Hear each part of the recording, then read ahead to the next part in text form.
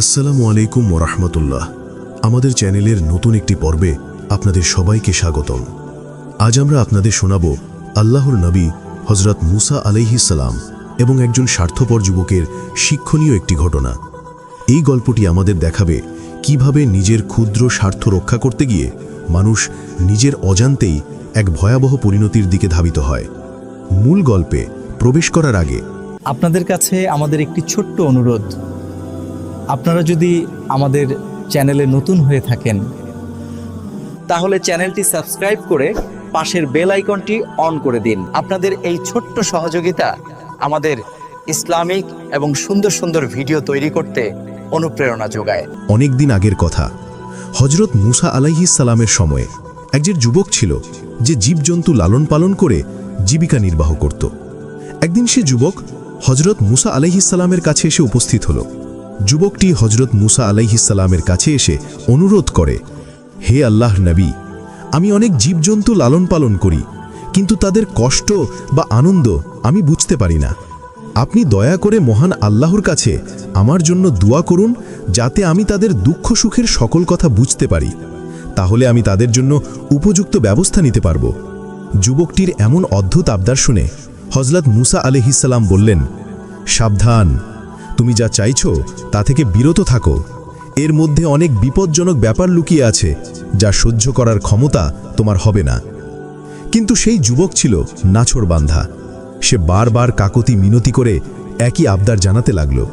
হযরত মুসা আলাইহিস সালাম তাকে আবারও বোঝালেন, এটা তোমার জন্য মঙ্গলজনক হবে না।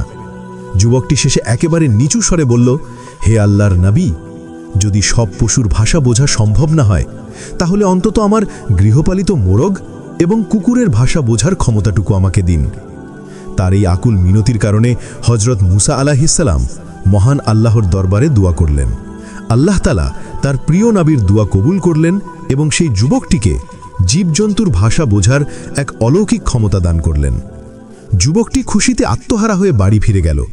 মনে মনে ভাবল, এবার জীবজন্তুর সব চালাকি ধরা যাবে। পরদিন ভোরে যখন বাড়ির কাজের মেয়ে রাতের বেঁচে যাওয়া কিছু রুটির টুকরো উঠানে ছুঁড়ে দিল, যুবকটি তার বারান্দায় বসে সবকিছু লক্ষ্য করছিল। একটি মোরগ দ্রুত ছুটে এসে রুটির টুকরোগুলো ঝাপটি মেরে মুখে পুরে নিল। কাছেই দাঁড়িয়ে থাকা কুকুরটি তা দেখে ভীষণ রেগে গেল। কুকুরটি বলল, আরে, এই রুটির টুকরো তো আমার ভাগে ছিল, তুই নিয়ে গেলি কেন?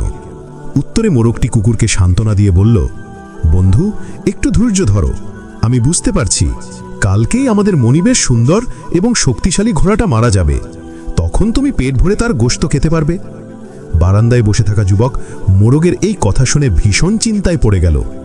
এত দামি একটি ঘোড়া মারা যাবে, এই লোকসান সে কিছুতেই মানতে পারছিল না। তাই সে দ্রুত বাজারে গিয়ে ঘোড়াটি বিক্রি করে দিল এবং নিশ্চিত লোকসানের হাত থেকে বেঁচে যাওয়ায় মনে মনে খুব খুশি হল। পরদিন ভোরে আবার একই ঘটনা ঘটল। কাজের মেয়েটি রুটির টুকরো উঠানে ছড়াতেই মোরগটি তার সাথে সাথে তুলে নিল।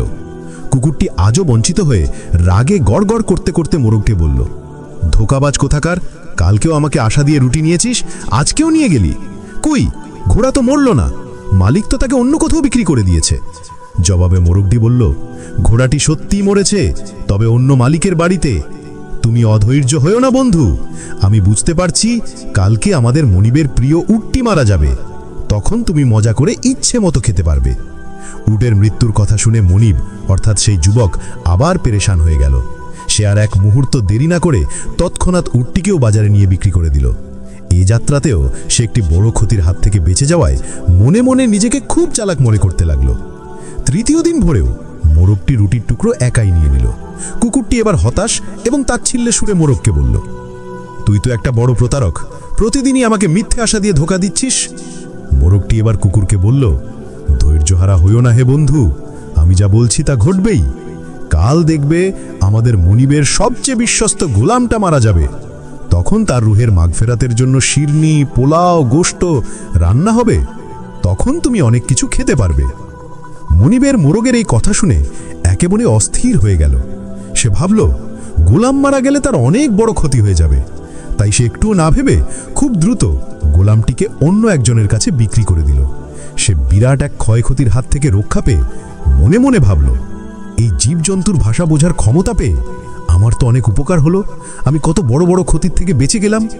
কিন্তু সে একবারও চিন্তা করল না যে সে জেনে বুঝে নিজের বিপদ অন্যের ঘাড়ে চাপিয়ে দিচ্ছে। চতুর্থ দিন ভোরের আলো ফুটতেই মোরগটি আবারও রকির টুকরো লুফে নিল। অসহায় কুকুরটির রাগের চোটে মোরগকে গালাগালি করতে শুরু করল।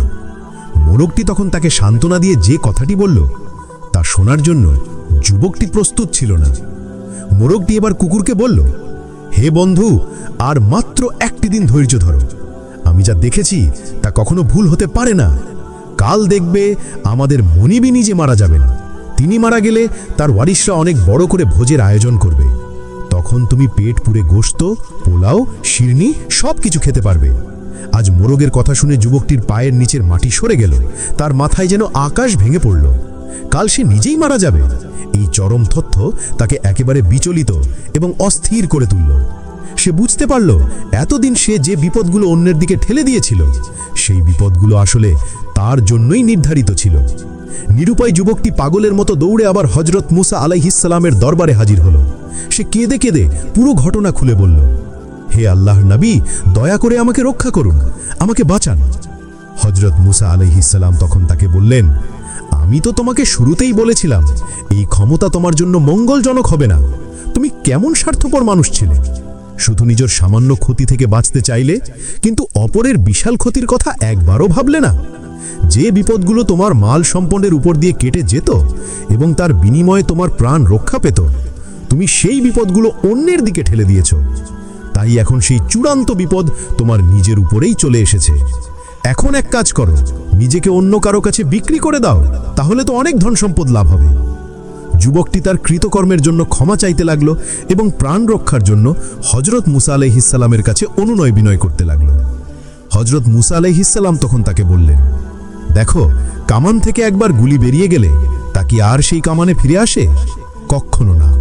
তোমার মৃত্যুও অবধারিত হয়ে গেছে, এর থেকে তোমার আর কোনো রেহাই নেই। তবে আমি তোমার জন্য আল্লাহর কাছে ঈমানের সাথে মৃত্যুর দোয়া করছি।